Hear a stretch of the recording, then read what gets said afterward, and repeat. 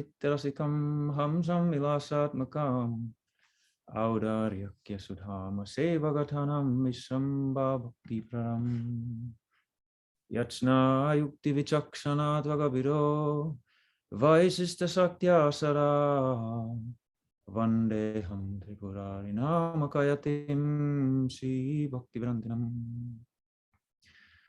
Vande Sri Krishna Chaitanya Nityananda Saharito Gauradaye Pushpavanto Chitro Sando Tamonudo Vandeham Sri Ram Krishna Abhaya Charana Sakho Sukhado Paramanando Sundaro Subala Priyo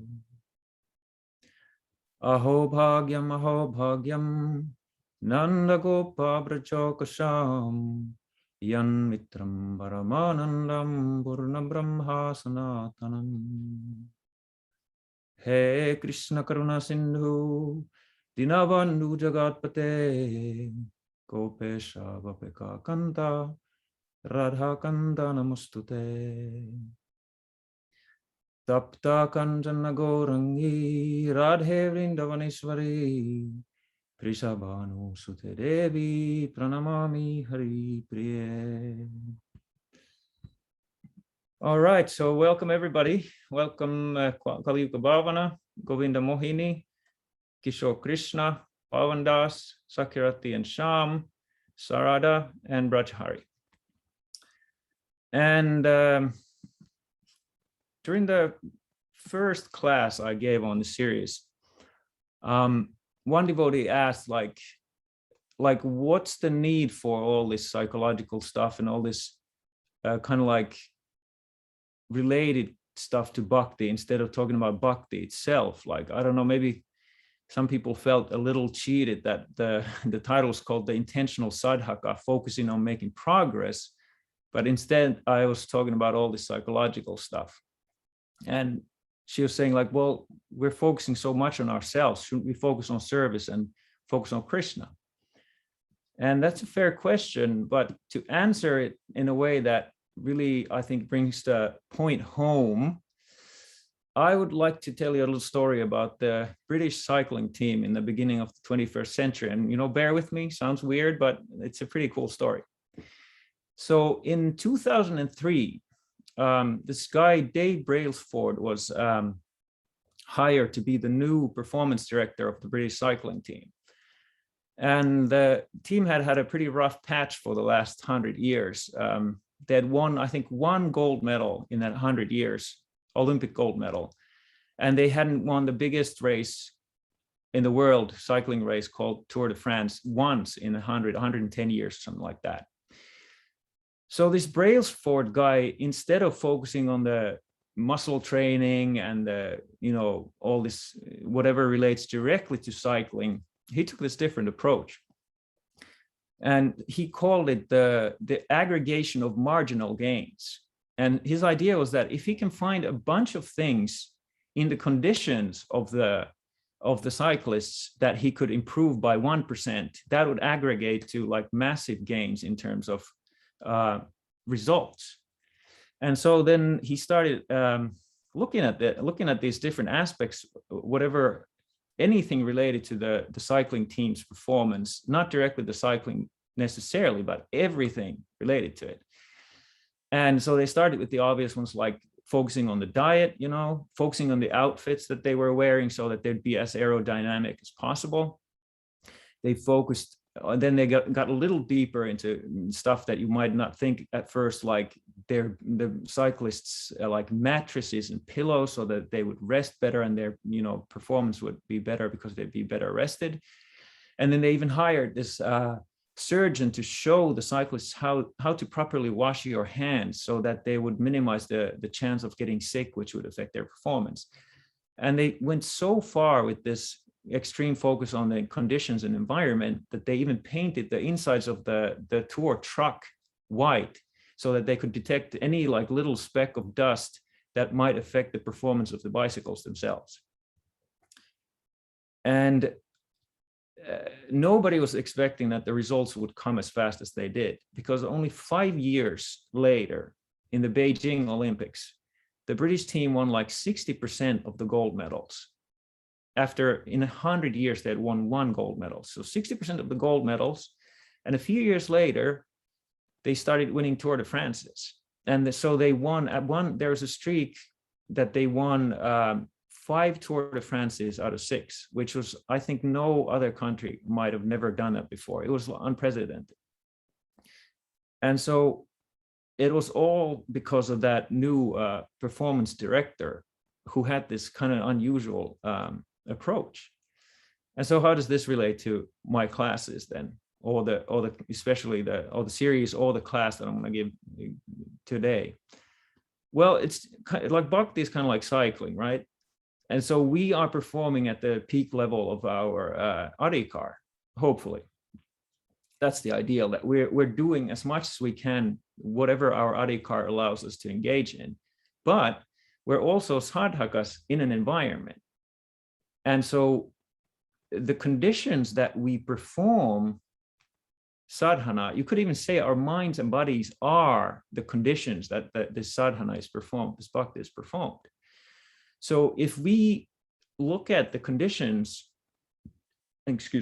after we've made it clear that we are performing at the peak of our adhikar, then we can actually enhance, so-called enhance, very rajasic, speech here, but we can enhance our devotion by just focusing on the conditions. So really, I would say that what I'm trying to do here is this kind of like a next level approach, that after we've heard all the Siddhanta and after we've tried to, do sadhana at the peak level that we can, then this is kind of like the advanced tactic of trying to make more progress. And it's really like kind of like a madhyamadikar thing. It's like you try to use your full intelligence and whatever your capability is of being intentional and having that goal of making more progress. And then you look at everything in your life, not just like, okay, Srila Prabhupada says, chant 16 rounds, or Guru Maharaj says, whatever the direct instructions are, like, okay, that's great. Like, we have to learn to follow the direct instructions. But then the madhyam, when we start approaching the madhyam stages, like, then we got to start using our own head in every possible way that we can to make more progress. And also try to integrate that part of ourselves that is the embodied being in the world with a devotee, like trying to start bringing those things together. So that's, I would say it's pretty necessary to start focusing on ourselves, but it's always in the context of making more progress. And that idea really nicely leads to, so like in the last class, the third class, we were talking about if you guys remember, the quadrant 2 lifestyle, which was this idea of like focusing on the important stuff that's not urgent, that has this great like long-term benefit. And so today we're going to be talking about the kind of like the small gains, as in the cycling metaphor or the example, the small gains in our own environment, which we really get by habits. So we're focusing on like how to form good habits that support our core values and devotion, and how to get rid of the things that come in the way that like makes us sluggish or makes us not practice as well as we could given our adhikar. And basically it's the principle of anukul pratikul. Whatever is favorable for bhakti, we embrace that. Whatever is unfavorable, we reject that. So this is kind of like taking that pratikul, anukul idea to the more kind of nitty-gritty level, you could say, like the more detailed level in our environment, like that. And of course, it's not only the nitty-gritty. This is also what I'm going to be talking about habit formation and so on. It also relates to the most core practices like chanting, for example. And I'm going to use a lot of examples about chanting and how to use these different techniques. So just a quick intro. A lot of what I'm going to be talking about is based on this book called The Atomic Habits. It came out a few years ago, and it's really brilliant in the way it breaks down what habit is and how to take advantage of the kind of like the structure of any behavior or habit that humans have. And with that, we'll just like jump straight into it. And if you think about habits, the one way you could talk about habits is that it's this continuous thing we do over and over again that is automated, and it's basically a form of problem solving. Like we have a problem, say like, we need, as human beings, we need water. So then the problem is we need to drink water. And the habit that we create around that is that we drink anytime we feel thirsty. So like we create all these habits. The brain is like constantly scanning things of how to automate and how to turn something into a habit that's necessary for us or that's pleasurable for us. So that's really like habit in a nutshell. And in a lot of ways, habits are this like compound interest. Good habits are a compound interest of self-improvement, because the way it works is the habits seem like almost nothing in the day-to-day when you do them. Like it's just like almost, it feels kind of inconsequential. But the way that compound interest works, if you've ever had a mortgage, you know how it works. It's kind of shocking. It builds up on itself. Well, let's take another example. Like if you put money in the bank, since we're talking about good habits at this point, and then the interest starts growing. The way it compounds is it looks like nothing at first. If you look at a graph of compound interest, it's kind of flat, and then all of a sudden there's this curve, it starts going up. So habits are very much like that. If you think about exercise or chanting or whatever, it seems like flat at first, and that's why it's difficult to maintain a good habit in the beginning, because we'll be talking about it more, but good habits, a lot of time you don't get the reward right away. It's like delayed. The things that are actually good for you, a lot of times the reward is delayed. And that's what is difficult about beginning good habits, because it seems flat and there's no reward. It's like, why am I doing this? But to give you an example of how these things compound, think about the situation. You decide to chant one round more every day. Say whatever you chant, just add one round to your daily chanting. And so now I want to ask, you can type it in the chat. Don't calculate it, just guess it, whatever comes in the top of your head. Guess how many hours in a year you'll be chanting if you only add one round a day. How much is that extra chanting in hours? Just type it quickly up. Don't think, don't count, don't cheat. Just post it in the chat. How many hours will you be chanting extra? Oh, wow. So Kishore is saying 1,500, Sakyarati 300, Sarada 400. Greg said 20. Oh, he's chanting slowly. Yeah, you got to chant pretty slowly to get 300 hours. Oh, Kishore was thinking of minutes. So, okay, that's one thing. I'll remember what you guys said. And now think about, okay, however many hours you do in a year, don't calculate, but just guess how many hours do you end up chanting extra if you chant one extra round a day and you chant for, okay, let's say you live for another 40 years, fingers crossed. So how many hours will you chant in those 40 years with that extra hours? Type it up real quick.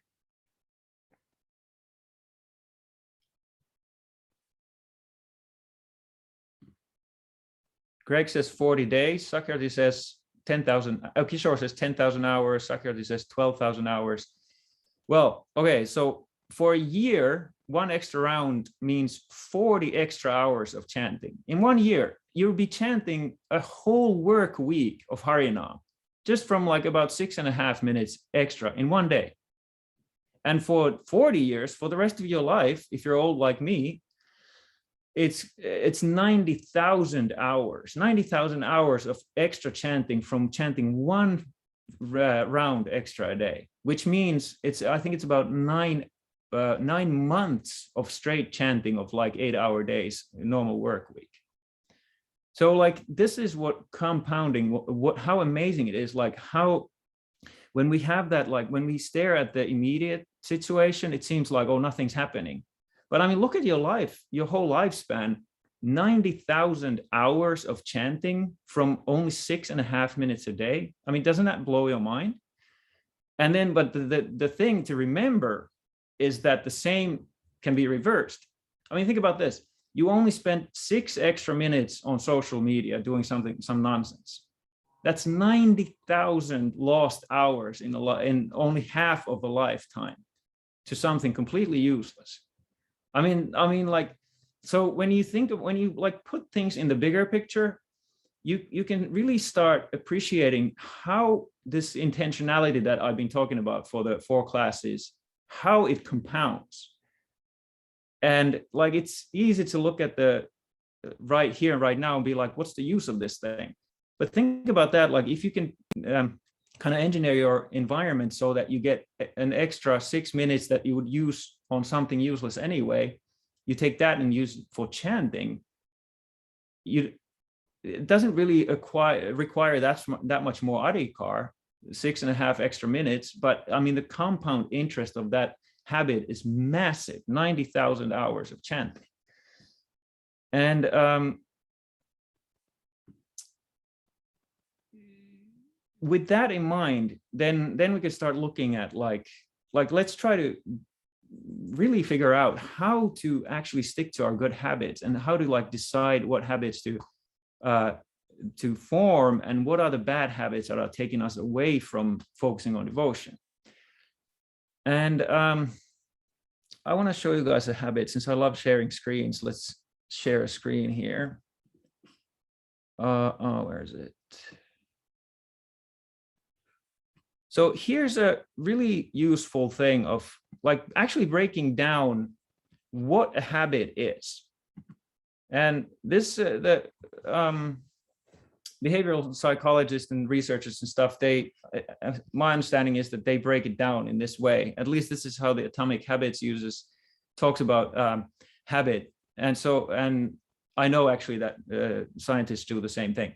So the idea is that you can break it to these 4 separate parts. And so there's a cue, which I don't think that's a great word. I like to use the word trigger, but let's just use the cue. But think about a trigger when you hear the word cue. So the first thing that happens with any behavior or habit is there's some kind of a trigger that makes you think about a certain behavior. And in this context, actually, I've done some, let's see, new share. I've drawn a little bit of a small comic for you guys. So here's an example of the key here. Okay, so a cue, there's Bhakta Igor, and he sees this massive bowl of gulab jamuns, right? So that vision of that bowl of gulab jamuns, that's a cue, that's a trigger. And then, of course, what gets triggered is a craving. So that cue triggers a craving or a desire for something. And so Bhakta Igor starts desiring the gulab jamuns. It's almost like the gulab jamuns are speaking to him, right? And he can't, the saliva starts coming on the tongue, like he can't help himself. And then, well, of course, then follows the response, which means that you react to your craving. Let's see here. You react to your craving, which is the response. So in the case of Bhakta Igor, he grabs the bowl and heads for the cleaning closet, right? Because the other devotees are, around, and you don't want to be a total pig in front of other devotees. So head for the cleaning closet. And so that's the response. Your behavior, your effort in relation to your craving is the third phase of a habit. And then, of course, the last phase is the reward. So that's kind of like what you're looking for when you begin a behavior. So Bhakta Igor is sitting in the cleaning closet and popping those gulab jamuns one after another. You can see the belly is growing. So there's also consequences from this kind of cravings. So so in this context, we think about, once again, what a habit or behavior is. There's a cue or a trigger, and you respond to that trigger, or what comes automatically from the trigger is craving. And then from that craving, you either respond by acting on it, or in the case of a bad habit, you cut it off there by using your,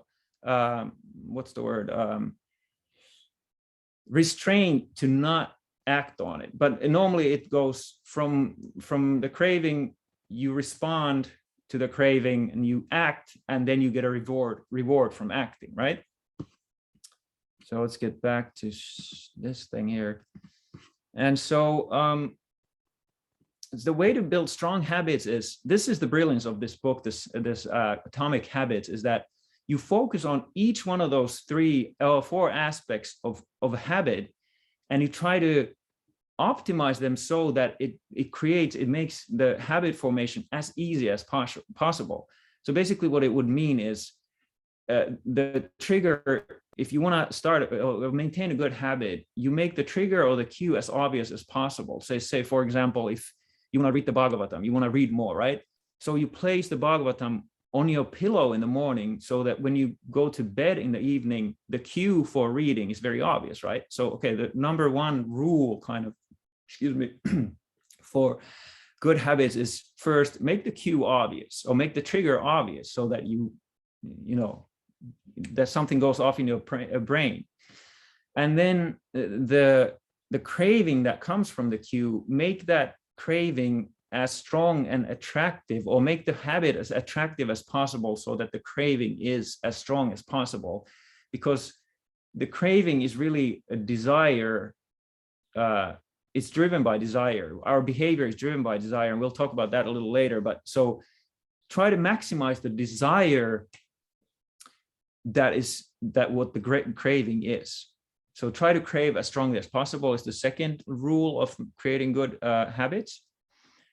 And then make the response or the effort to do the habit as easy as possible. Whatever you can think of doing to make it easier, make it as easy as possible, so that you will keep doing it.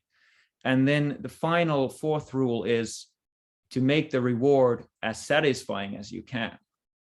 So this is the brilliance of this atomic habit system. I'm going to go over once again, because there's a lot of new terms and stuff. So the idea is, you make the cue as obvious as you can, or the trigger as obvious as you can, and then you make it as attractive as you can, so that we crave it the maximum amount, which makes us behave more readily when we crave it more. And then make the response or effort as easy as possible, and then make the reward as satisfying as possible. And then with bad habits, you just invert the whole thing. So you make the cue, what would be the word? Like, make the cue just make it disappear, make it invisible. Yeah, that's the word. Make the cue invisible, very important, so that the whole process doesn't even trigger, because you don't have a cue to trigger it. And then make the craving, make the habit like unattractive. We'll talk about how to do that later on. And then make the effort or the response as hard as possible. Make it difficult for you to actually get the reward, and then make the reward as unsatisfying as possible. So this is going to take some engineering to actually do this, but we'll talk about that too. So we'll start with the first rule, which is make the cue obvious. And the most common cues or triggers for behavior are time and location. And there's a really cool trick that you can use if you want to create a new habit, like you want to start chanting then one extra round to get those 90,000 extra hours of chanting. So state, even in writing, even better, state the time and location you're going to start doing that one extra round, and do it every day at the same time in the same location if possible. And this somehow, there's all this research about this, how much it's called an implementation intention is the word that the researchers use for it. So you have this, like, you have an intent to implement this habit at a certain time in a certain location. It greatly increases the possibility or the chance that you will actually stick to. And I'll give you a quick example. I wanted to write a book for years, this like spiritual memoir about leaving Finland and my life in the ashram. And I tried for years and I could not get it going. It was this massive thing, really, really hard to do. And then finally I found this really good writing coach, and she said, you have to do it every day, and you have to give yourself a certain amount that you do every day. So then I decided, okay, fine. I was so frustrated with it. 3 or 4 years wasted, couldn't get it done going. So then finally I decided, okay, I'm going to write every morning after I've chanted my rounds for 1 hour. And it took me 2.5 months to finish my first draft, which was like 71,000 words. And I couldn't believe it when I wrote those last words, like that it's that easy to get something done when you set a time and location and you give yourself a certain chunk that you have to do every time. So this is extremely useful for starting new habits. Of course, my mistake was that I took way too big of a chunk right away, like writing for an hour when you're not used to writing was too much for me, but somehow I got it done. But anyway, we'll talk about that also later, how it's much better to start with very small chunks and then increase, but not go backwards. So that's one idea in terms of making the cue obvious. So you set the cue time and location, you kind of inhabit it in your time and space, and so then it's obvious. And one really important thing about this cue is that you have to design your environment for maximum positive cues. I mean, it's extremely important. And this is, of course, relates directly to Gaudiya Vaishnavism. That's always talking about avoiding non-devotee association and associating with devotees. I mean, this is a big part of this is. You try to avoid the cues of doing the things that don't enhance your bhakti, and you try to fill your environment with cues for the right kind of behavior, like devotion, whatever it is. Like it's so extremely crucial. And one idea, just in the day-to-day idea about this, is that try to kind of like allocate different areas for different behaviors in your house, because what happens very easily, this is also based on brain chemistry and all this like scientific stuff they've found out, is that we associate the context with a behavior. So what happens is the context actually becomes the cue. So for example, if you're used to sitting in a chair, and if you like watch a lot of Netflix or like browse your phone in that same spot a lot, you don't want to chant in that same spot, because then your mind keeps going to the pleasurable activities that you're doing instead. So think about, that's one like practical trick of trying to kind of separate your house a little bit into different areas. And it's really, really conducive to have a separate room or space for devotional activities, like a little temple room or a little like even closet or something like that. Because then that's an automatic cue, like, okay, now I'm doing spiritual stuff. And then I'll quickly talk about the inversion of making the cues obvious, is that making them invisible. And really quickly, really interesting thing happened in the early 70s. The government found out that I think it was about 20% of the active service members in Vietnam were heroin addicts, and like 30 or 40% had tried heroin in Vietnam. And so they freaked out about it. But when a huge, extremely surprising thing happened, they found out also that when the service members who are heroin addicts come back to the States from the war, it was something like 90% of them got clean, which is the exact inversion of if in the US heroin addict goes to rehab, it's about 90% chance that they relapse when they come back home.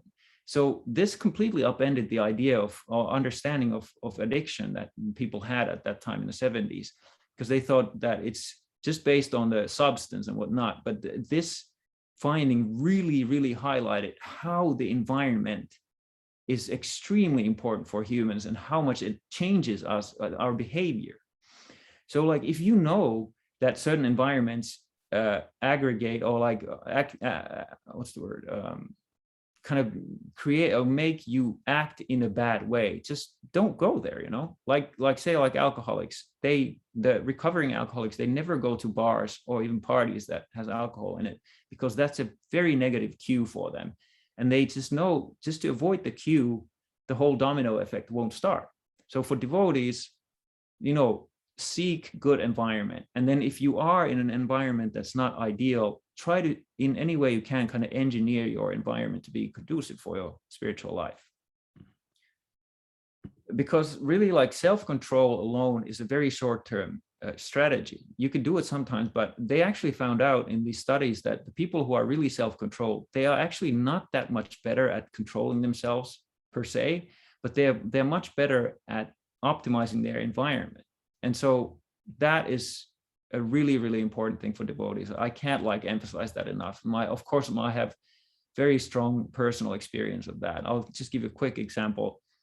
in the beginning of the year 2020, I started doing these things that I call them blackouts. So I would cut off all communication even to most devotees, but what speak of like my non-devotee friends or my family or any kind of non-devotional entertainment. So I was just in Audarya, I was completely isolated, and I was only doing devotional activities. And I mean, I was absolutely blown away by how much it affected the quality of my consciousness.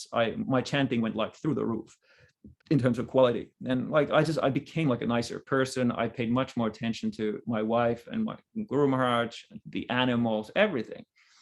But it's hard because, you know, we have these certain needs. We have our adhikar. So one thing I highly recommend, if you have a chance to test this kind of thing out, try it out, like isolate yourself with good company. If possible, if you can isolate yourself, well, this is pretty much not, you know, most people can't do it. But anyway, if you can, try to isolate yourself with the company of devotees who are more advanced than you are. That was the case with me. And then cut out every other association and see how it affects you. Like, do a little experiment with yourself.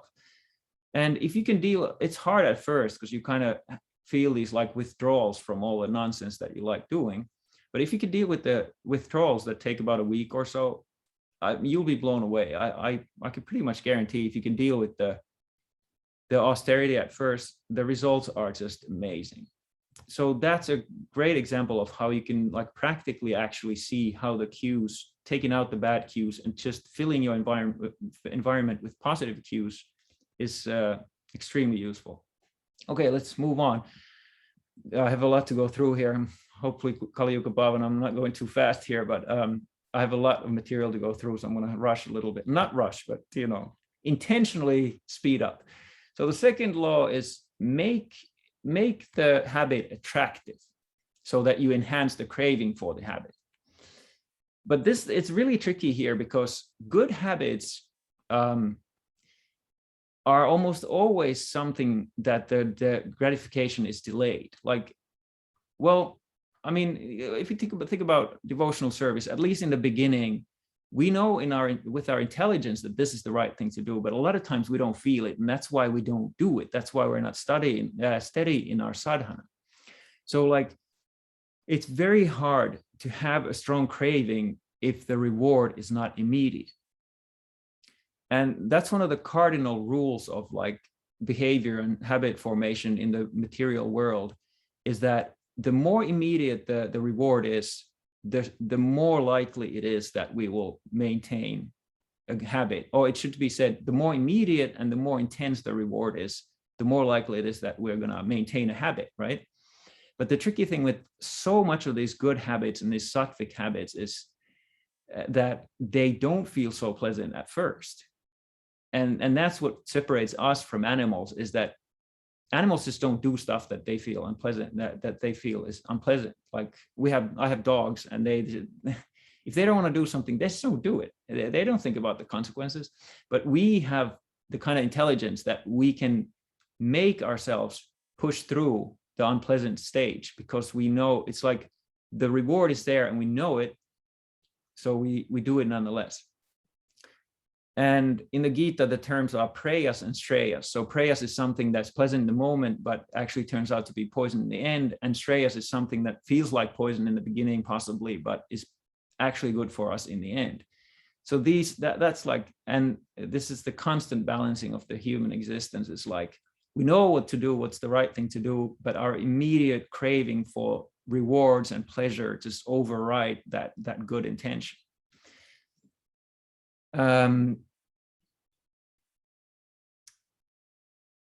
So one trick, again, a practical tip, this might seem a little like frivolous or something, but these actually, like, when you think about just anything you can do to even make your sadhana a little better, here's one of those like 1% enhancements like that cycling coach did. So this one trick you can do is, it's called the temptation bundling. What that basically means is that you bundle something that you really like doing with something that you know you need to do. And there's a really funny example in that Atomic Habits book. There's this one Scottish engineering student, and he was pretty fat, right? Well, I don't know if that's PC to say. He was overweight, let's say, put it like that. And he loved watching Netflix, which a lot of times they go hand in hand, right? But he figured out that what he did was he engineered his stationary bike so that the stationary bike was powering his computer. And so he could only watch Netflix when the stationary bike was going. And even if he still pedaled, but he was pedaling too slow, Netflix would shut down. And so like, that's a brilliant way of temptation bundling. You bundle the temptation with the thing you need to do. And let me show you something really interesting here. So a lot of this comes to dopamine, like if you talk about it just in terms of the body and the mind, how things work, is a lot of our like desire to act, not all of it, but a good chunk of it is triggered or like put in action by this one neurotransmitter or some kind of hormone called dopamine. And here's are you guys seeing the dopamine thing? Okay, good. So this shows you how the spikes are dopamine spikes, right? And at the top, you can see the cue, craving, effort, and reward. So you can see the first thing shows like when you're not familiar with the behavior, the dopamine comes in the reward section. Like say like you've never tasted gulab jamuns. Bhakti Igor has never tasted gulab jamuns. So somebody gives him a gulab jamun, he's like blown away by it, right? So the dopamine spike is in the end. But the second time, okay, Bhakti Igor knows what gulab jamuns is, and then he sees the gulab jamuns on top of the fridge. That's when his dopamine spikes in the anticipation of the reward and not as much the reward itself. So the craving part is actually where the sense of the pleasure and the desire to behave comes. And that's the reason why this temptation bundling can be really powerful, because you basically write that dopamine spike that comes from anticipation, you piggyback on that with the thing that you need to do, right? I mean, it's pretty brilliant, actually. So if you think about let's say, okay, you really want to chant that extra round, but you don't feel like it. So, and you like eating desserts or whatever. So then you bundle those two things in a way that you only have dessert after you chanted that extra round. So the anticipation of the dessert puts dopamine in your blood, which makes you more willing to act. And then you use that dopamine to actually chant. So there's, I've never tried this, but it does make a lot of sense. I might definitely try it with some things. It sounds like a fun thing to do. Let's see here. Another important point about how to make the craving stronger is to focus, and Sarada made this point last week, which was an excellent point. Focus on the kind of sadhana and seva that you naturally like to do, because then the reward is stronger, which means that when you come around to starting that or doing that habit or particular behavior again, the craving is stronger because you automatically like that thing. So I think it's very important for devotees to really like think about like, when are you kind of in that flow state when you do service? Like for me, it's video editing and publishing in general, but especially video editing. I've been working on these videos of my Guru Maharaj, and I get into this state, like 3.5, 4 hours just like fly by. I'm like, whoa, is it really time to have lunch already? And so that for me, that there's a strong craving for doing videos because it's so rewarding for me. So like, think about that in your own lives. If there's any kind of service that especially entices you and gives you a strong craving, and that's one strong way of like enhancing your habit of doing that service or sadhana.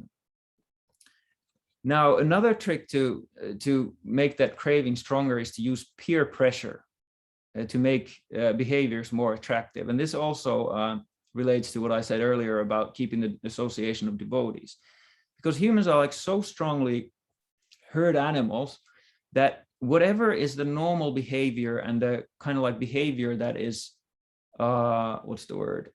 rewarded in a society or a culture, we start craving for that because we want the perks that come from that behavior. And like we are always like scanning who let's see here. Somebody posted something. Okay, Sarah says the psychological term is association.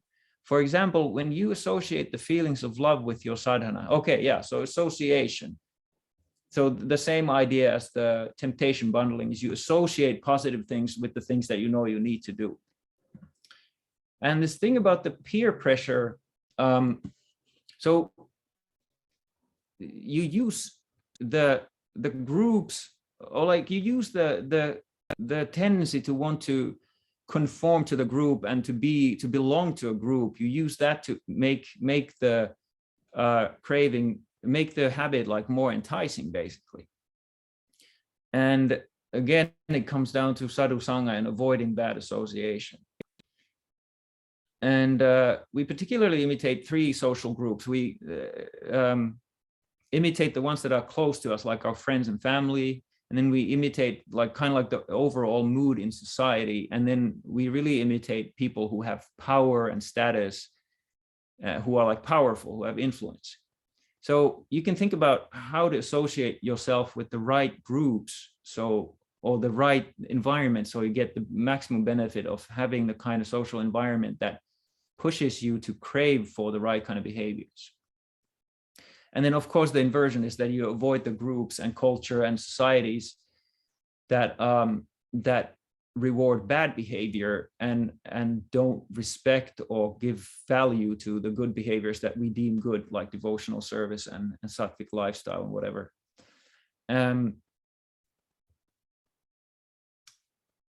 Yeah, I think that's all I wanted to say about that. One quick example, I remember when I went to Vrindavan for the first time, it blew my mind to be in a whole society where the stuff that had made me like a freak in the West, wearing these weird like robes and stuff, all of a sudden that was like the height, like renunciates are kind of like the height of society in a deeply devotional culture or deeply spiritual culture. And I was getting all this like appreciation for wearing saffron. It was like, it just blew my mind that like what a difference it made in terms of being accepted socially for the thing that you truly love and want to do the most in life. It was a really like a life-changing experience for me. And to realize that whatever we have going on here in the West, that's just one culture. Like since we're born in it, we live in it, we tend to think like that's the all in all and everything has to be viewed through our Western culture. That's just totally not true. We have to get out of that mindset of like comparing everything we do to the so-called accepted norms of the Western society. There's so many bad tendencies in the West. There's plenty of good things too.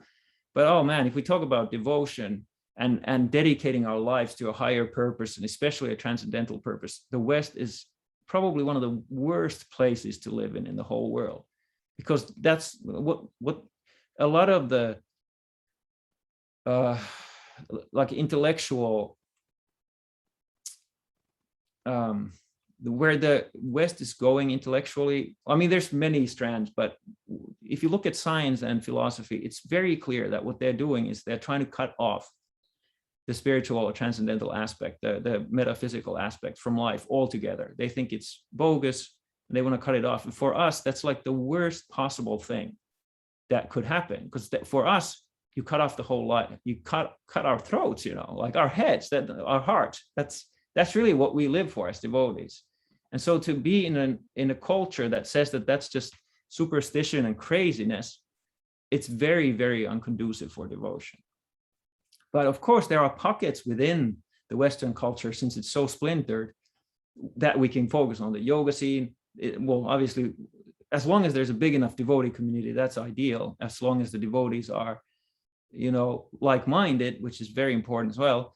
But so anyway, we could pick the right environment, because that's one of the huge benefits of a postmodern society, is that it's so splintered that you can kind of find your little niche. But we have to be very careful about the overall influence of the Western way of thinking, where the transcendental aspect of life is completely cut out. All right, moving on to the third rule, which is make the habit as easy as possible. And now this is not going to be easy, pun intended, when we talk about spiritual habits or any kind of habit that's really good for us in the long term, but it's a little painful in the short term, because that's not easy. Like when the 4 aspects of a habit or a behavior are not strong, it's very hard to follow through. If the cue is not strong enough, you don't end up starting it. If the craving is not strong enough, you don't end up following through. If the response or the effort is too difficult, you don't want to deal with it. And then if it's not rewarding, then you won't repeat it anymore. So then how do we make these difficult habits easy? And really, the most simple answer is you got to break them down to you start with extremely small bits. For example, there's this example in that book of this one guy who lost like over 100 pounds by going to the gym 5 minutes at a time. Oh, he started it like that. So that's brilliant. Like it can feel really overwhelming to go to the gym. You know, the whole atmosphere is weird and there's all these like meatheads and whatever. And you're not in shape and you don't feel like doing all this huge exertion and stuff. So then what he did was he just went to the gym, pumped something for 5 minutes and went home. I mean, it sounds ridiculous. Like, of course you're going to think like, what's that going to do? That's not going to do anything, right? But he, in a few years, he lost over 100 pounds because what happened was he kept going for 5 minutes, 5 minutes, 5 minutes, over and over again. And he encoded that behavior in his brain, which that's how behavior works. It actually creates new neural pathways in our brain. And so he encoded that habit itself instead of the goal of it or the result of it. So he encoded the habit itself, the process, into his brain. And once it was encoded, then he started following up on it. Then he was like, well, I come here every day for 5 minutes. Like, I might as well stay for 10 minutes. So he stayed for 10 minutes. And it was like maybe a week or two. I don't know how long it took. But then he was like, maybe I should stay for 15 or 20, 25, 30, you know. So that's really how you make a difficult habit easy. There's this thing called the 2-minute rule. You only do it for 2 minutes. So, okay, so if we break this down to like chanting, like because that, you know, chanting after all is like the main activity of Gaudiya Vaishnavas. So if you really want to chant more, don't even try to chant a full extra round. Chant for 2 minutes more and actually stop when you still feel like chanting, that you don't go past the due date, like when you start feeling like you just want to throw your beads on the wall, you know, like, you know, and whatever. So chant like 10 more names or 20 more names or 2 minutes and then stop. And do that as long as it takes for you to get used to the idea that you are chanting a little bit over what you actually normally chant. And then when that's encoded in your brain, then you just add a little bit at a time. There's no rule to say that we can't stop in the middle of the round. We have this kind of like innate thing as devotees, like I cannot stop chanting in the middle of the round. But if that actually gives you more bhakti, it makes you practice more, then, you know, why just do it, you know?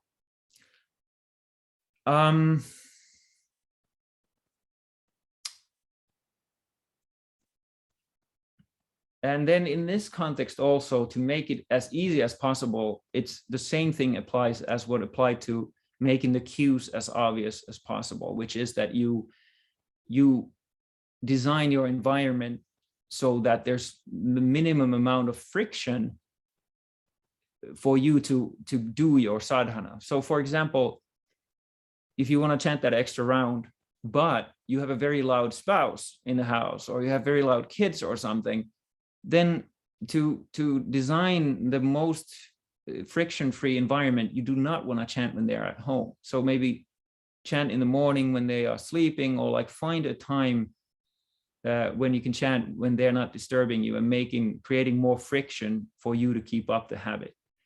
So in other words, to make a habit easier, eliminate as much friction from your environment as possible in terms of that behavior.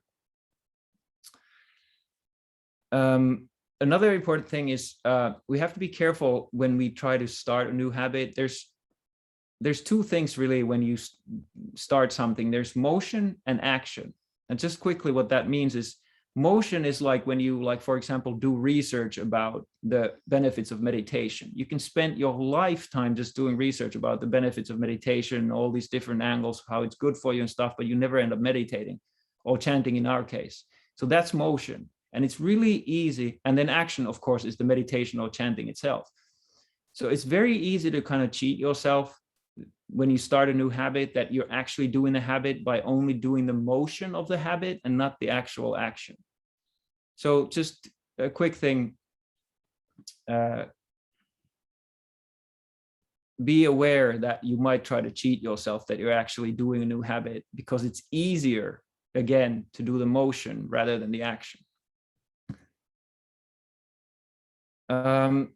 And so I guess the one thing, the takeaway from that one is that we should always have the question in mind, like, how can I design my environment in a way that it's the easiest, it's as easy as possible for me to do the right thing? How can I design my environment? Like, we don't have to just agree to our environment if there's anything, in terms of what I was talking about 2 classes ago, the circle of influence and the circle of concern. Changing our immediate environment, a lot of it is actually in our circle of influence. But changing the society, that's, you forget about that. That's the circle of concern. But like, whatever you can change in your environment that you can make more conducive for your practice, do that. And then the inversion of this 3rd rule, which was to make your habit easier or as easy as possible, the inversion is make a bad habit as hard as you can. So for example, social media is a major bad habit for pretty much everybody in the world right now, almost. Whoever can get online, it can very quickly become a bad habit that gets in the way of what you actually want to do. So, for example, delete your social media accounts, or do the blackouts that I mentioned that I do some months. I'm going to be doing it next month again because it's Kartik, and I'm really looking forward to that.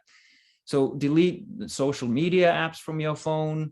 If you watch too much Netflix, I think you can ban certain websites on your laptop, just like ban that website, and you can only unban it on Saturdays or something. Just like use your brain for like how you can make a bad habit as hard as possible. Like increase the friction between getting the cue and the craving and then being able to get the reward. Put the full friction between the craving and the reward. And that's the way you can slow down your, like, if it gets harder to immediately get the reward, it'll definitely make you do less of that behavior. And the really awful thing about social media and Netflix and services like that is that they're engineered to be as easy as possible, because they have boatloads of professional psychologists working on in the corporate teams to make these products more addictive. And they know the easier it is, the more addictive it's going to be for you. Well, think about Netflix. You finish watching like one episode of a series, it automatically throws you to the next episode. Why?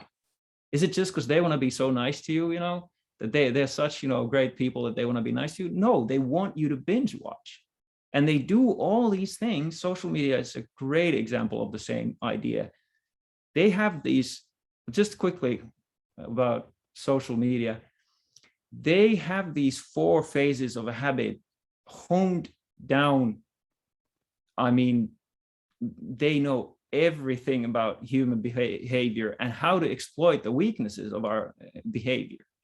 So like every single thing, like, okay, the cues in social media, they make it so obvious. Like if you try to stay away from social media, but you don't deactivate your account, they start sending you these emails. Your friend posted this, and then sometimes they even sent these things. Somebody is missing you on Facebook. And the only reason they do that is because they are exploiting the certain weaknesses that we have as humans. So they try to give you cues so that the craving kicks in. And so when they get you in the platform, they use the cravings in so many different ways to keep you hooked, right? So they have this specialized, personalized marketing, for example. So they know from your online activity which things you're attracted to, and they start putting that advertisement, which is, they spend millions of dollars to make as enticing advertisements as possible, because they want to blow up your craving. Because they want to offer you then the reward that they actually make money on. So they want to maximize the amount of craving that their products make you feel. And so they have this way of of personalized advertisement that they know from your behavior what triggers you. And then that's what they give you. They feed you those cues, and which become cravings, and they maximize the cravings by super, what's the term? They like super enhance reality in terms of like sex is a good example. Like we have this like natural innate tendency to want to reproduce. So they like exaggerate the cravings that get triggered by like super buff guys that are like unnatural, like these mutants. You'd think like, what's with that guy? But it triggers this thing in our like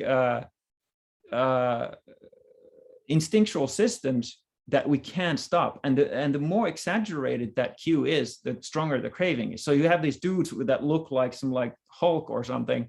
And then you have these women who have like these breasts that are like actually like balloons. They're not like natural at all. Their hips are like just massive.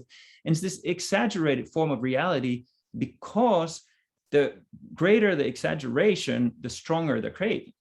So like it's really good to be aware of how they actually exploit our tendencies. And it's not really sinister in a way, because capitalism works on the basis of maximizing profits. And so in a way, they're just practical, like they figure out how to maximize profits and they do it. But the consequences of that can be devastating for humans, and they are actually. Let's see, Sarah says something here. So maybe bad habits are the ones that tire you, but good habits are the ones that inspire you. Yeah, that's a nice way of looking at it. One thing about that though is like, if you try to do too much of a good habit, it becomes tiring, right? So I think that statement, I think it has to be qualified with the fact that you can't do too much of a good thing. Does that make sense? I mean, that you could take it both ways. You can never do too much of a good thing, or you can't do too much of a good thing. Okay, Sarah says yes, thank you. So anyway, I think that's enough about social media in terms of how they exploit this natural human tendency of how our habituation works. But it's really like good to keep, once you learn this structure of behavior or habits, keep that in mind when you get triggered online, or when you realize that you've been scrolling Facebook for like 30 minutes without, you were just going to check the time, and then 30 minutes later you're still staring at the phone, and you somehow ended up on Facebook through Instagram and Snapchat and whatever. I don't even know what's out there. So like, think about these four parts of behavior and habit when that happens to you, and think about how it was exploited. It's very, very useful to become aware of how you are being exploited, because when you become aware of that, you can fight back, and then you can do these things that I've been talking about, how to counteract that and how to focus on the good habits. Okay, the fourth rule of good habits is make it satisfying, which of course relates to the reward. So this is also one thing that is, especially with religion, when we don't have a whole lot of taste for religion or spirituality or God, it's really tricky, can be very tricky. Because pleasure is actually what drives our behavior as embodied beings. We are completely driven by pleasure and desire.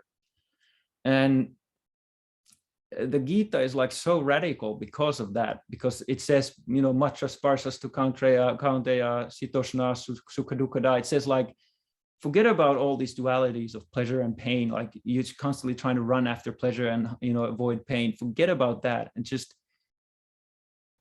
surrender unto me. So like Krishna consciousness is kind of, in the beginning at least, of course, it becomes the most pleasurable thing in the world. Nothing compares to it when you actually have taste.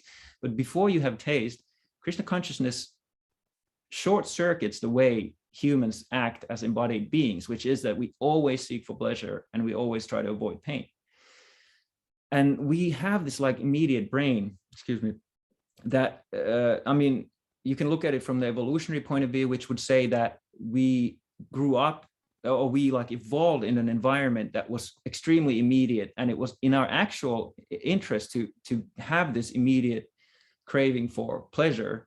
But now the world has become so much more complex, and really delayed gratification is much more useful for us than immediate gratification. So we kind of have this, like, you could say we have this like prehistoric brain in this like modern world, which is a bad match in a lot of ways. And so then if you think about what religion has done traditionally to circumvent this problem that we're always looking for pleasure, and that the hard things of like right, like virtue, and especially the transcendental life, they don't give you, in the beginning, they don't give you that immediate pleasure that mostly drives human behavior. How do you drive human behavior towards a transcendental goal? Well, religion on the lowest level, what they do is they replace rewards with fear, right? So instead of you wanting something, you're actually afraid. And so instead of pleasure, you avoid pain, and that motivates your behavior. So, hell is a great example. Like, it motivates you to forego the reward because you don't want the negative consequence of a behavior. But the problem with that is, if you like overemphasize fear, you get a little messed up in the head. So, and that can be even worse it can end up being even worse for your devotional life or spiritual life than just thinking like, well, I'll get some pleasure now, and then once I get over that desire, I'll try to focus on spiritual life. So in some ways, fear is an extremely strong motivator, and you can replace the reward with fear, and then that makes you do the right thing, and then eventually get over that fear and get the actual reward of spiritual life. But unfortunately, if you think about the Dark Ages or something in Europe, they got stuck in the fear state. And I think they kind of lost sight of what the actual reward of spiritual life was. And they were just like afraid and like behaving based on fear at all times. And it got really messed up in so many ways. But so anyway, so we can think about ways to do it in a healthy way. How can we, if we're not getting the immediate reward in our spiritual practice, how can we get around the fact that mostly if you don't get a reward, you stop doing a behavior or a habit? Really what it comes down to is it's really useful to feel immediately successful when you do when you repeat a habit, right? And so then the question is, how can I feel immediately successful when there's like a delayed gratification? And one way of dealing with that would be this idea of immediate reinforcement, which means that you give yourself some kind of other reward for doing the right thing. So for example, if you have a problem with social media, and so you can make this pact with yourself, like every time you're about to pull your phone up and check social media, instead of doing that, you open up a savings account and put a certain amount of money, let's say like €5 or $5 or 5 colones, every time you have that urge, but you're able to fight against it. So you have a savings account that you can name like trip to Vrindavan or something like that's in line with what you really want. And then you reward yourself for doing the right thing by giving yourself a different reward that you get actually this pleasure immediately, but it's not directly from the behavior itself. But I guess association again is the word that Sarada used. So you associate, you just use a different reward for a behavior that you wanna really turn into a strong habit.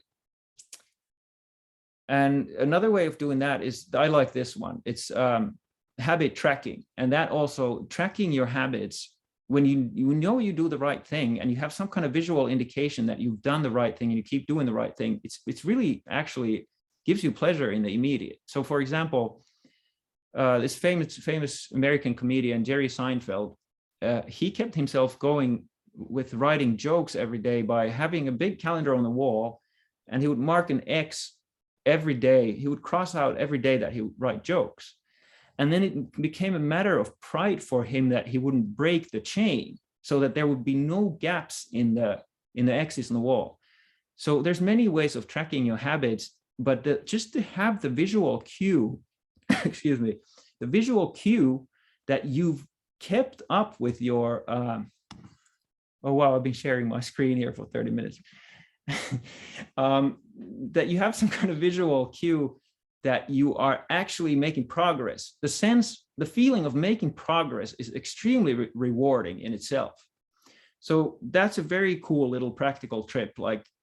Just come up with some way of tracking your progress with the new habit and make it visible so that the cue is obvious. And with that, I think I pretty much covered everything I wanted to cover. Oh, one more thing about this idea of making the final part of the 4 rules of good habits is the inversion of the last rule of making it satisfying is to try to make bad habits unsatisfying.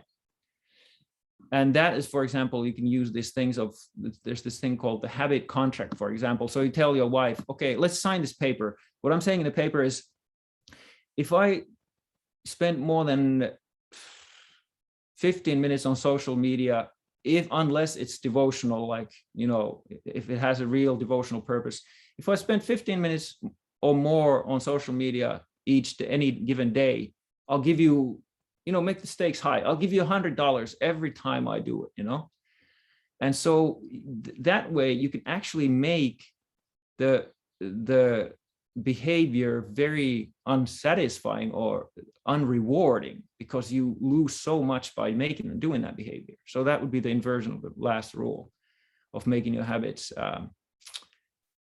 satisfying. And with that, I'm going to end there. And I would like to ask if Sarah has anything to add, since she is a professional. I'd like to hear if she has any comments or points to make. Hare Krishna. Haribol. Yeah, of course, we can go to town with the biological aspect of it and everything. We can, and you can also ask our devotee, I think he's called Vittoro, Yeah. He would be able to tell you lots of stuff about, the psychology behind it. But since we're looking at sadhana and bhakti yoga as well, so we're talking about the transcendental world. Yeah, it's difficult to merge the two. Mm-hmm. There may be some exceptions here to, I'm trying to think of any differences between the textbook and what we would think as devotees. Mm-hmm. But still, despite looking at those differences, then try to see if we can merge them together. So what if there are cases with devotees when we're not actually thinking of our reward?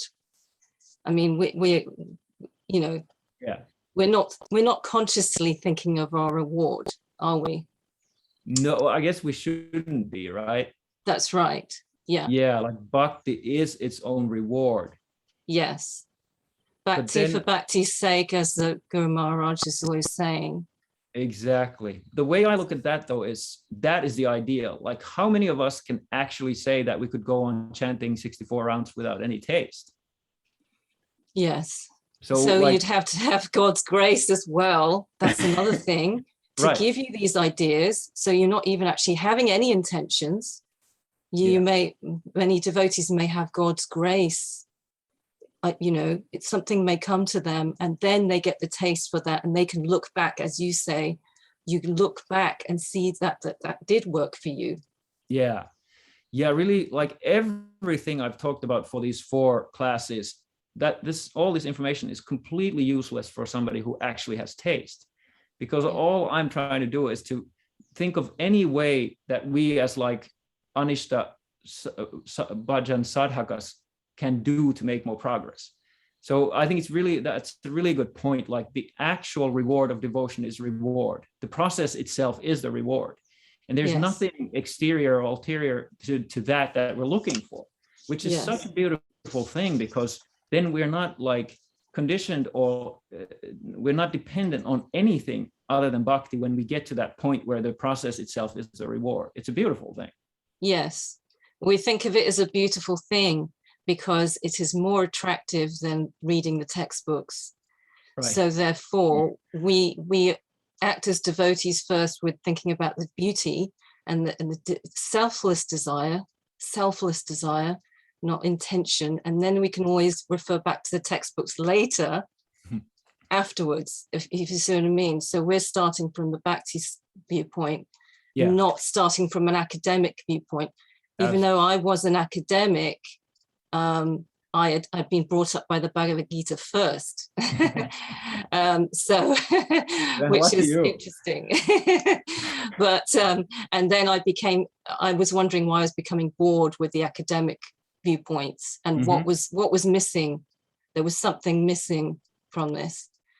So anyway, it's so God's grace and the differences.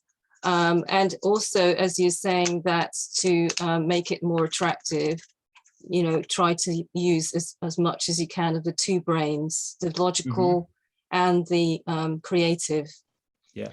So, obviously you can bring our biology into it by engaging, as you say, all the different, hearing, chanting, So, for example, if I was with my bhajan, I didn't even look for this bhajan. It was sent to me. But anyway, so I was grateful. But now I'm involved in seeing. So I'm looking at Krishna's image in the video, listening to the bhajan. I'm dancing to it. I'm remembering. So there's lots of different, maybe sensual aspects, but still, if you can actually have but all at the same time, it's actually, I think, the brain responds and the self respond. Even if you look at it from a biological point of view, you've got lots of different stimulus from different places. So are you saying that it's really useful for us, since we're embodied, to use our full embodiment to embody the lifestyle and the identity? That really makes a lot of sense. Use your whole body in your bhakti as much as possible. And then it also, then a biofeedback happens, what they call positive biofeedback happens. Can you quickly explain the biofeedback concept? Well, the only way I can explain it, I suppose, biologically, really, are examples of this. There are negative feedback mechanisms in the brain or in the body. So one example would be in the stress system. So you've got the hypothalamic pituitary adrenal axis. That's the stress system. There is an actual stress system in the body. So it begins up here in the hypothalamus, and it ends in the blood. But the adrenals then release cortisol, the stress hormone. When you have a stressful situation and then the body is releasing lots of stress hormone, cortisol, then the body knows this. It's the hypothalamus knows this, and therefore we cannot get too much cortisol in the blood. It would just get out of control. So we need a balancing mechanism, which is negative feedback. It's called negative feedback. So that's a negative feedback mechanism in the brain to control biochemically mainly, and therefore which therefore controls your brain and therefore your thinking and your perception of stress, etc. So wow. That's negative feedback. Positive feedback is actually necessary sometimes when you're actually giving birth. So the hormone oxytocin, I think, whatever there's a hormone which is released when the womb is contracting, trying to give birth, and that hormone tells the brain to then keep going. So you have a snowball effect, which is positive feedback.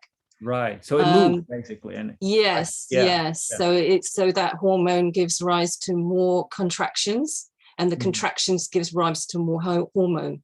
So they both snowball. And then you have this other, what they call biofeedback, you can do yourself. So if you're feeling stressed, and then massage helps. So instead of controlling your emotions, trying to tell your emotions what to do, or try to tell yourself to do something, you do it from the other end. So you have a massage, right? So that's a physical thing to do, which then relaxes you, and then that changes your feelings and your emotions. That's another version of feedback, but that would be in the psychology books about feedback, but those are just general. But we can use all of this, ourselves, as it's nice that you bring up, the general knowledge about it, but we use it constructively, so. Yeah, very good. And one more thing is that I was also asking myself, looking at myself, because we have to observe ourselves. Okay, I have been alone. I've been in isolation, really, in a house, empty house for 5 months. And I've been thinking, well, I was praying to Lord Narasimhadev last winter to the special prayer which says, please, Lord, don't grant me anything. If you want to grant me anything, that's fine. If you don't want to, that's fine.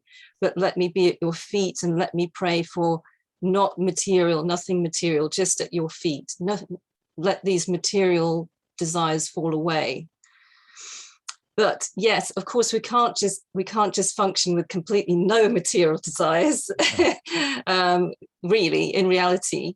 But it is an intention, obviously, which is there, and we pray for it.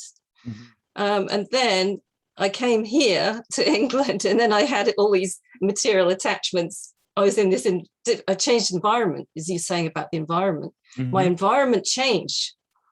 So, I had all of these, feelings of material attachment again. And I thought, well, I have to try and transform this, and then have devotees here and transform this environment, try to transform it and create a devotional environment to then the bad habits of thinking this is a wonderful home and etc. Those should fall away. Mm. But maybe that wasn't to be either. Maybe it's not possible to transform this environment at all. Yeah. And maybe my intentions when praying in Canada were clashing with my intentions in this country, my home here. So we have to observe ourselves, our intentions clashing. And is that why we have problems with doing something? Because we're actually having two different things subconsciously, desires, but they seem to be coming against each other. Yeah. Anyway, that's all I can say. There's things that come up. Excellent point. Excellent point. One thing I want to say in terms of what you just said, the last thing you said, Sridhar Maharaj said once that Atmanivedan, which means self-surrender. Self-surrender means introspection. And I thought that was such an interesting thing to say, because that's not normally how devotees think about self-surrender. And of course, I mean, it's not meant to say that it doesn't mean that we just surrender to God, but I think what he meant is exactly what you're saying, that we have to be aware of how we have actually all these conflicting desires, and to become aware of the desires that go against devotion. That's part of the process of self-surrender, because if you're not aware of all these tendencies that take you away from surrendering fully, you're never going to do it. So anyway, that was a really interesting thing you just said there, how you observe those conflicting desires, basically. I think only because I was in that isolated state. So I think that's important. Yes, it's important. Yeah. So thank you for confirming that. Thank Hare you so Krishna. much Hare Krishna. Yeah, thank you. I see Sakyarati's hand is up here. Yeah, if we have still some time, I have a question. Sure. Where do you find the motivation to do all the process you just explained super nicely? And I think, everyone was like, oh, wow, cool. But who's gonna do something like tomorrow? I think it's kind of built into the 4 rules that I was talking about. Because if you try to, I guess the part where you have to exert some effort is like when you tweak your systems to follow those 4 rules, like you make it obvious, you make it enticing, you make it easy and enjoyable. So like to tweak all that, it definitely takes effort. But I guess the thing is, the whole like premise of this book that I based a lot of the stuff on, which I think is so important for people who are struggling with new habits and try to kick old habits, is that you have to start like really small and don't try to make this massive overhaul at once, because change, the really factual, like permanent change, it almost never comes from these like massive cold turkey moves. So I think the thing is, you don't need a whole lot of motivation if you know how to break down a habit and start really small. So like I mentioned, chanting some extra rounds, you just start with like chanting 2 minutes extra, and that's like, that takes hardly any motivation, right?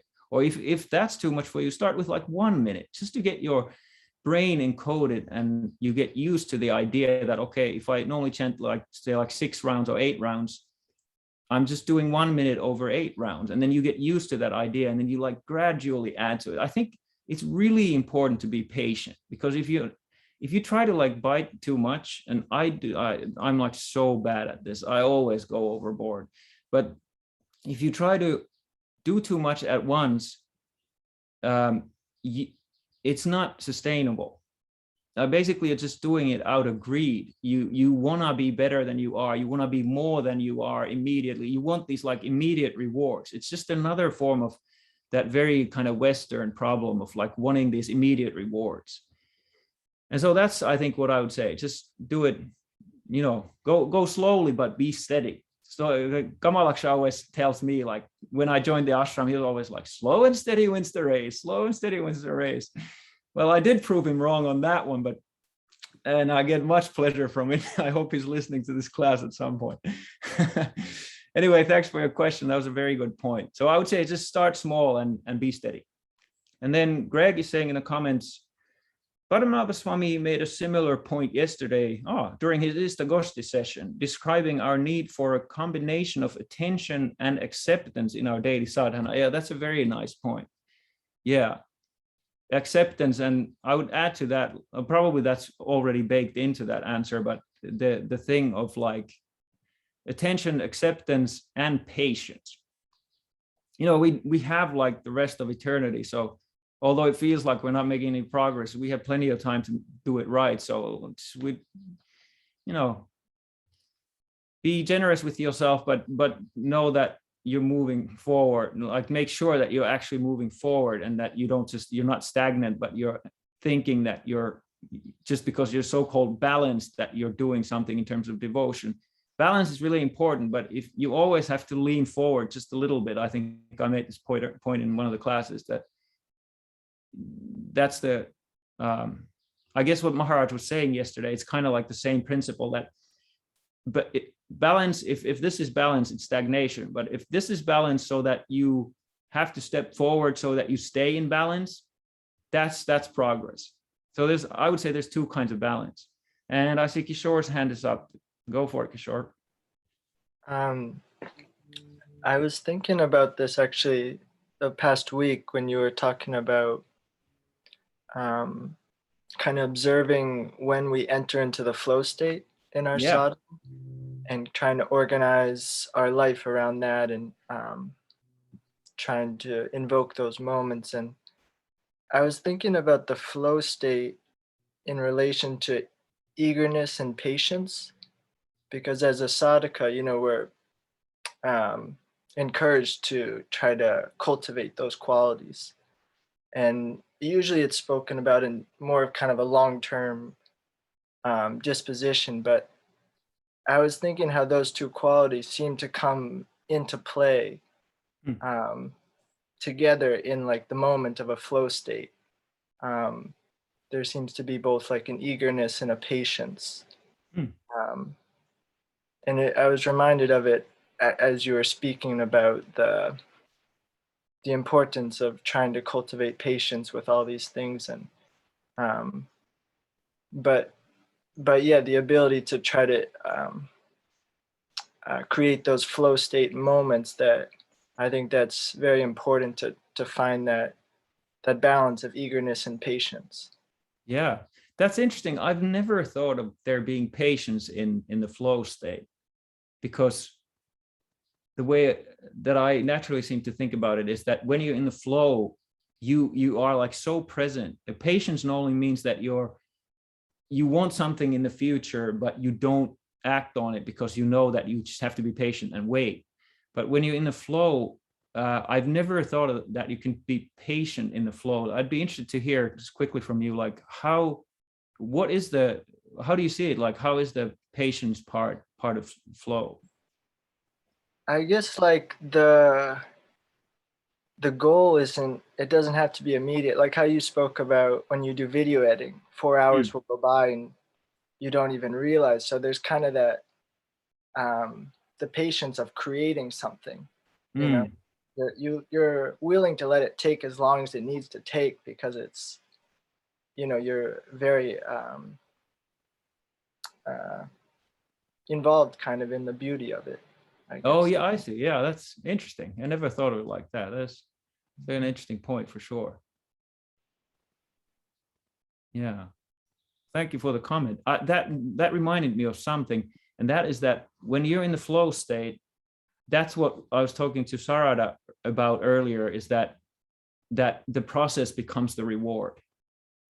So like that's why we really want to look for those flow states in our sadhana, because that's when we're doing actual bhakti in a way that because bhakti is its own reward. When you're in the flow, that you really pay attention. You're just totally present in the moment, and the process is its own reward. Well, it's almost 10 o'clock and I got to Skype with my parents at 10. So I think I better sign off, but thank you so much everybody for joining, especially for the ones who've been here for all the 4 classes. And Kali Yuga Bhavana, Prabhu, thanks so much for doing the, I'm sure, excellent work with the translations, and Sakira at the end, Sham being there every time and giving me good tech support, and everybody else who came. Thanks so much. I'm going to be giving some Harinam Chintamani classes in December, so I hope to see you all there in December.